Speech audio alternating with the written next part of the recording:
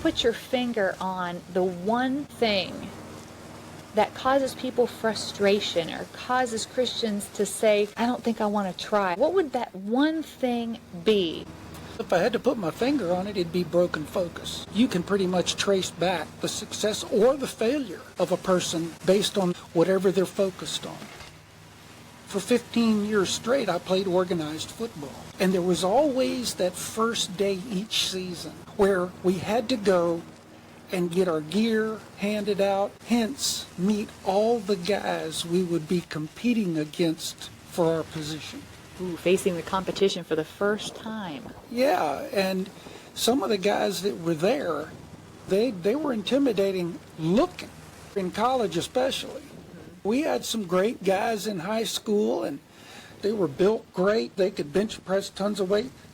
But when you get to college, the first day I walked into the gym, attending preseason camp at college, I felt like I walked into an Arnold Schwarzenegger look-alike contest.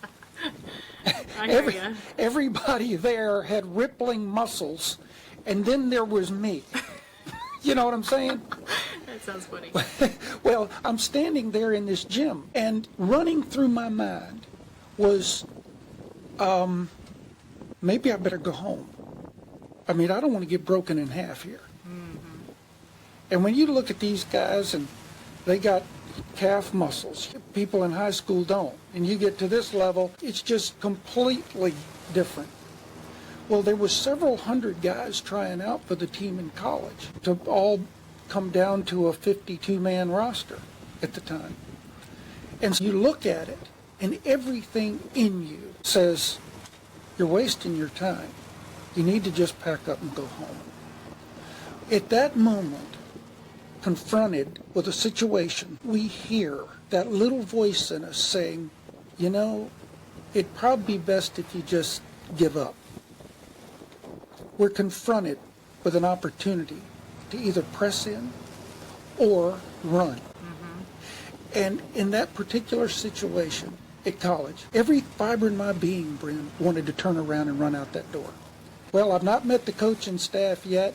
I've not met any of the guys on the team, so nobody'd even know I was here. I could get back in my car, drive back home to my community with my high school buds, sail boats the rest of my life, and just be at home and comfortable with the things you already have been successful with. Yeah, I mean, I worked on boats and played in a band, but I decided at that moment that I was not going to go back and tell people that I got there and left. I set in my mind and realized that on the other side of training camp, even if I didn't make it past the first cut, I would have known that I tried.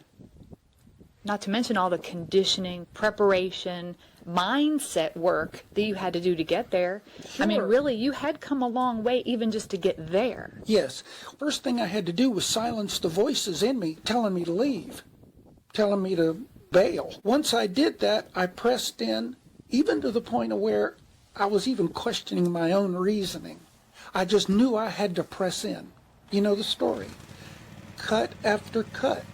Trembling, I would walk up, sick, and look at that cut sheet that was taped inside the training room.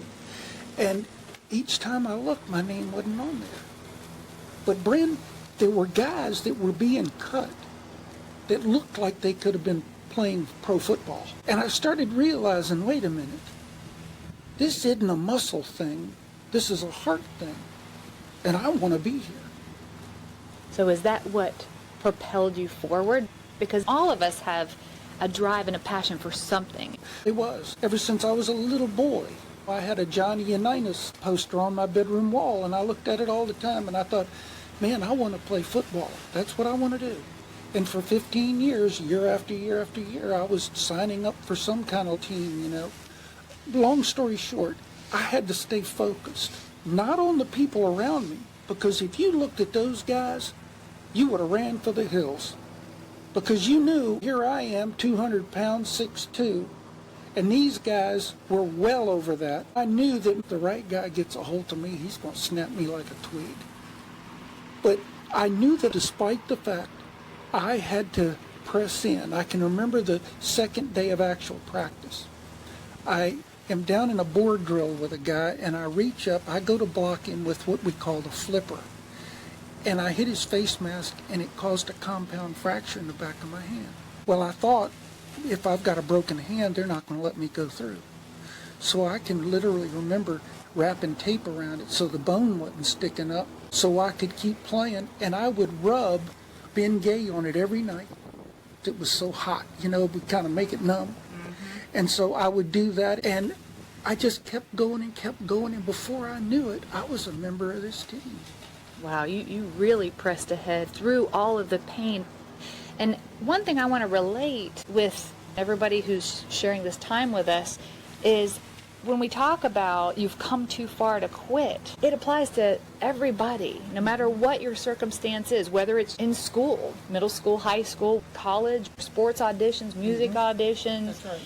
Whether you're vying for a position in a company, starting a business, starting a ministry, no matter what it is, even trying to get through a loss of a relationship or a loved one. That's right.